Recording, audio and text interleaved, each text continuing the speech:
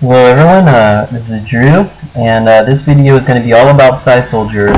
I'm going to present you some good information about their abilities, how to get them, how many you can train at a time, a lot of different things here, so let's jump into it.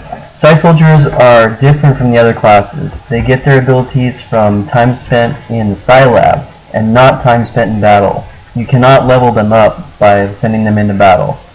That's why a lot of people will hold their Psi Soldiers out of battle and just let them train the abilities in the Psi Lab. So that being said, they are more powerful than the other classes, and they're definitely needed for the end game.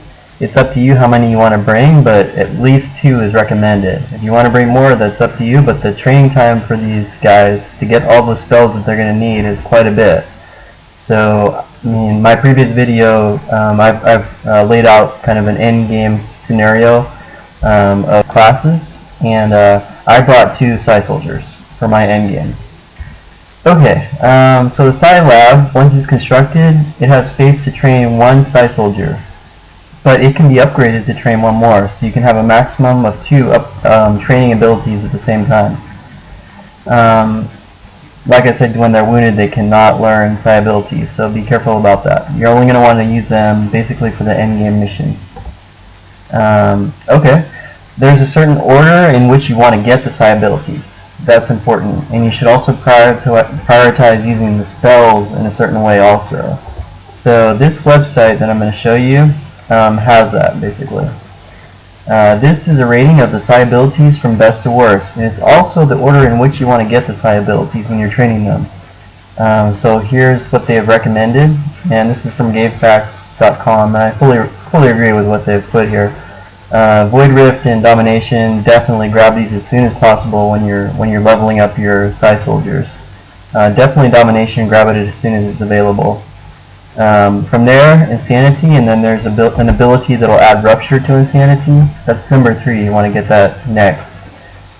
Those 3 abilities are going to be the main core when you're using your Psi Soldiers. They're going to deal a lot of damage. They're going to do a lot of mind control. These 3 abilities are great. No Lance is like a line attack, and anything within that line is going to get damaged in for 14 damage or whatever. But it's a high damage Psi attack. Inspire basically gives a movement point to anybody, including another Psi Soldier, so that's a pretty good move. Soulfire, it deals damage but not quite as much, so it's okay. Stasis, a lot of people say this is great, but it's not used that much unless there's a situation where the enemy is just really overrunning you. Then at that point, yes, you would want to use Stasis to stun one of them basically. Fuse is not really that great, the damage is not that much from it, but it's still an option. If everything else is gone, then that is an option to use. Okay, so that is the ratings for the Psi abilities. You should definitely get them in this order, and you should definitely use them in this order also.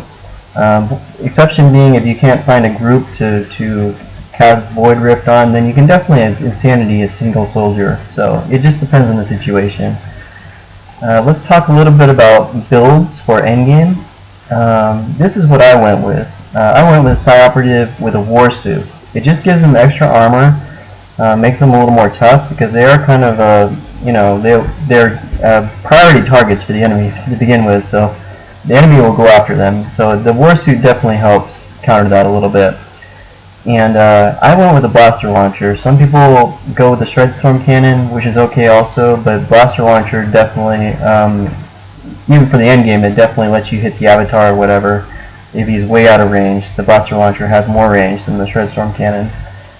So definitely, I went with superior speed. This is what I went with. But you could go with superior conditioning. It gives a little hit point boost to them. I'd recommend the speed because it allows them to get in position where they'll need to use their Psi abilities. Mimic Beacon is a good choice for them because somebody needs to carry it.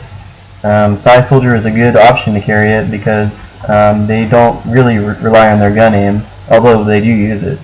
But they don't fully rely on that. Their spells are a lot more damaging than their gun attacks, so most of the time you're going to be wanting to use their spells.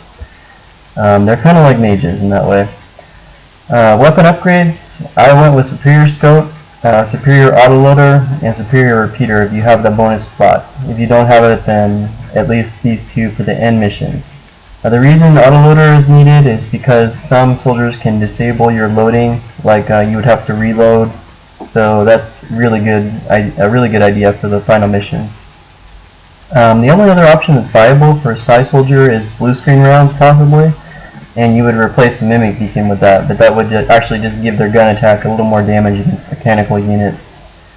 Okay, so I hope that's a good overview of Psi Soldiers, and enjoy your gameplay, and if you like this video, please subscribe. Thank you.